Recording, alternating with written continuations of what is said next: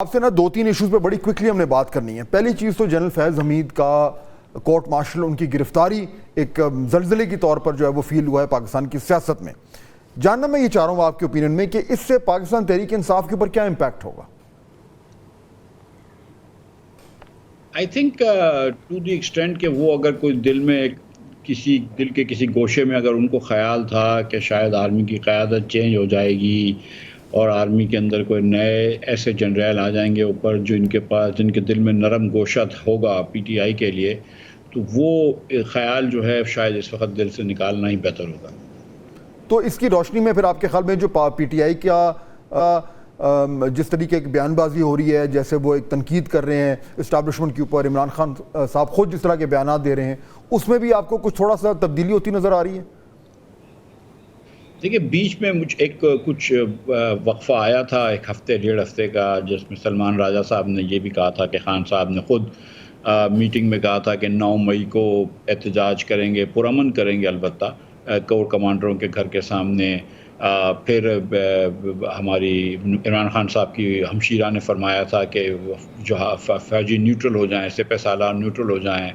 General Asim تو سپہ سالار کہہ کے پکارنا شروع کر رہا تھا، تو کچھ ایسا لگ رہا تھا کہ شاید کوئی پیچھے بات چل رہی ہے، کوئی پروپوزل بیک اینڈ فورتھ ہو رہے ہیں اور کچھ نرمی یہاں سے آئی ہے، جس کو کہ آپ کمٹ کرتے ہیں لوگوں کے سامنے، آپ کچھ چیز کہتے ہیں، وہ that's a commitment, that's a guarantee. لیکن مجھے ایسا لگتا ہے کہ پھر ایسا خاطر خواہ جواب پی ٹی آئی کو شاید نہیں آیا اسٹیبلشمنٹ کی طرف سے، تو پی ٹی آئی نے پھر اپنا موقف جو ہے وہ سخت کر لیا ہے۔ یہ میرا قیاس آ رہا ہے، یہ کوئی انفارمیشن نہیں ہے۔ اچھا، اب اسی روشنی میں یہ جو صورتحال ہے اوبویسلی بڑی مشکل سی صورتحال بنی ہوئی ہے، اور اس سے نکلنا جو ہے وہ ہر شخص یہی سوال کرتا پھر رہا ہے کہ اگر ہم نے ان چیلنجز سے نمٹنا ہے تو پولیٹیکل اسٹیبلٹی کیسی آئے۔ اب اس حوالے سے آپ نیشنل گورنمنٹ کی بھی بات کرتے رہے ہیں، وہ کس طریقے سے ممکن ہے؟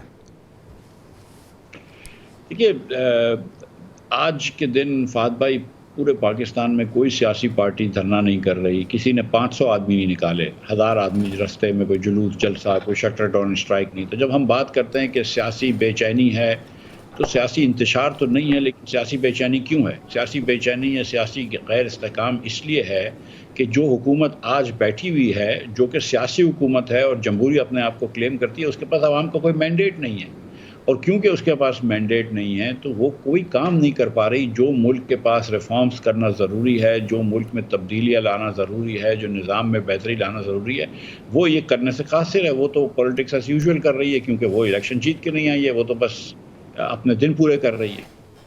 تو آپ کو کوئی نہ کوئی ملک کو بہتر حکومت اور حکمرانی دینی ہوگی، اور وہ عوام کے ریفرنس کے علاوہ نہیں دی جا سکتی۔ تو آپ کو ایک نئے الیکشنز کی طرف جانا ہوگا، اور جب تک آپ نئے الیکشنز کی طرف نہیں جائیں گے جو کہ reasonably fair and free and fair ہوں، اگر 100% فری اینڈ فیئر نہ ہو تو ریزنبلی فری اینڈ فیئر ہوں، وہ یہ الیکشنز نہیں تھے اور نہ پاکستان کی عوام یہ سمجھتی ہے، تو وہ کرنا ہوگا۔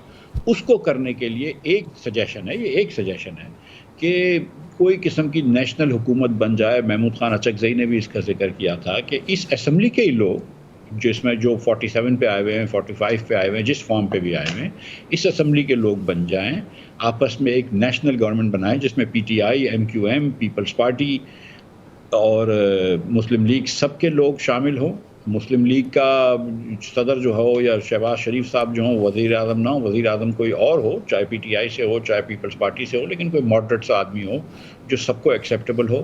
1 آدھ سال تک وہ حکومت کرے، الیکشن کمیشن ایسا بنائے کہ جو نان کنٹروورسل ہو، چیزوں کو کچھ طے کرے کہ بھئی یہ نئے رولز آف دا گیم کیا ہوں گے، ہم کو کس طرح حکمرانی کرنی ہوگی، کس طرح سارے الیکشنز کو سب لوگ ایکسیپٹ کریں گے، اور اس کے بعد ہم وہ الیکشنز کرائیں اور یہی بات شاید عباسی اور میں الیکشن سے پہلے کہہ رہے تھے، اور ہم نے اپنی میٹنگوں میں مسلم لیگ کے لیڈران سے بھی ذکر کیا تھا، گزارشیں کی تھی جب ہم پارلیمنٹ میں تھے، کہ کوئی نہ کوئی بیٹھ کے تصفیہ کر لو، یہ ون سائیڈڈ الیکشنز نہیں ہونے چاہیے۔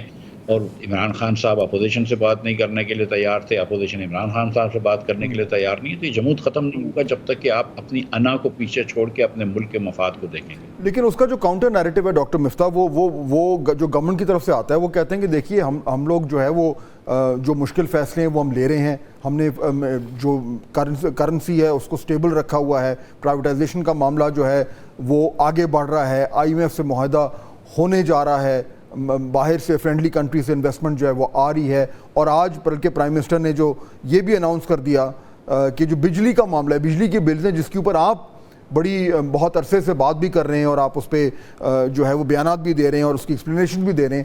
سو ڈاکٹر مفتاح، یہ کاؤنٹر نیریٹو تو ہے کہ معاملات تو ٹھیک ہو رہے ہیں، گورننس ہو رہی ہے، چیلنجز ہیں، لیکن انفلیشن بھی، فوڈ انفلیشن کم ہو گئی ہے، ادروائز انفلیشن کم ہو رہی ہے. تو یہ جو نیریٹو آ رہا ہے پھر اس کے مطابق تو پھر جو نیشنل گورنمنٹ والا ایشو ہے وہ تو it doesn't make sense from their point of view. تو نہ کریں. اگر آپ سے لگ رہا ہے کہ آپ حکومت کر پا رہے ہیں تو کر لیں، لیکن آپ یہ بھی دیکھیں نا کہ میاں نواز شریف 8 مہینے سے پاکستان کے اندر بات کرنے نہیں آئے، کسی اخبار نمائشی سے بات نہیں کر سکتے. یہ تو ہم سب جانتے ہیں نا کہ یہ حکومت کے پاس کوئی پبلک مینڈیٹ نہیں ہے. ہم یہ تو جانتے ہیں نا کہ کوئی ریفارم یہ حکومت نہیں کر سکی، نہ ایگریکلچر ٹیکس کی بات کر سکی، نہ NFC ایوارڈ کو کر سکی. کوئی فیصلہ آج پاکستان کی بقا کی کوئی گنجائش نہیں ہے اگر آپ NFC ایوارڈ کو پھر سے نہیں اٹھائیں گے. یہ چیز میں اور شاہد عباسی تو 7-8 سال سے بول رہے ہیں، لیکن اب تو سارے پاکستانی یہ بات کو سمجھتے ہیں کہ NFC ایوارڈ جو ہے وہ برائی کی جڑ ہے. اس وقت آپ نے اس کو نہیں اٹھایا. ہم 1 مہینے سے میں اور شاہد عباسی چلا رہے ہیں کہ یار 25% تم نے بجلی کے بلوں پہ ٹیکس لگایا، خدا را وہ تو ٹیکس کم کر دو، اور اس کے بعد آپ بجلی کے بلوں کی ریٹس کم کریں گے تو زیادہ بجلی بکے گی، آپ کا پر یونٹ کاسٹ کم ہو جائے گی. آپ اتنی سی چیزیں نہیں کر سکتے. آپ IMF سے یہ بات نہیں کر سکتے. یہ شہباز شریف صاحب نے مجھے کہا تھا، میں نے ایک رات کے اندر قطر میں بیٹھے ہوئے IMF کے، میں نے آسٹریلیا، اسپین اور واشنگٹن DC میں انگیج کیا ان لوگوں کو، اور ایک رات میں بجلی کے 200 یونٹ سے کم کے صارف کے بل کم کروائے تھے. وہ اور بات ہے کہ شہباز صاحب نے صبح 300 کا اناؤنس کر دیا، لیکن ہم نے، اور اس وقت پروگرام بھی نہیں ہوا تھا. آپ یہ بھی نہیں کر پا رہے. آپ کون سے پیسے آ رہے ہیں باہر سے؟ کوئی پیسے نہیں آ رہے باہر سے، کوئی وہ نہیں آ رہا، انویسٹمنٹ نہیں آ رہا. آپ کا امپورٹ کم ہو گیا ہے بیکاز آپ کی اکانومی مر چکی ہے، آپ کا انفلیشن پھر سے اوپر جانے لگا ہے. ٹھیک. تو مطلب یہ اگر حکومت اس خام خیالی میں بیٹھی ہے، اچھی گورننس کر رہی ہے، تو میرے خیال سے وہ پہلے تو اس کو، حکومت کو اس بات سے ڈس ابیوز ہو جانا چاہیے کہ ان کی حکمرانی جو ہے وہ پاسبل نہیں ہے. ٹھیک ہو گیا. ڈاکٹر مفتاح، بہت شکریہ، آپ نے ہمیں جوائن کیا، اپنا موقف دے رہے تھے. بطول چیلنجز موجود ہیں، لیکن جہاں سے ہم نے پروگرام شروع کیا تھا ایک اچھے نوٹ میں، تو آج اچھے نوٹ میں ختم کرتے ہیں. یوم آزادی کا دن ہے، ہم اسی امید کے ساتھ پروگرام ختم کرتے ہیں کہ انشاءاللہ پاکستان کے لیے اچھے دن آئیں اور VPN استعمال نہ کرنا پڑے. پروگرام دیکھنے کا شکریہ. اللہ حافظ.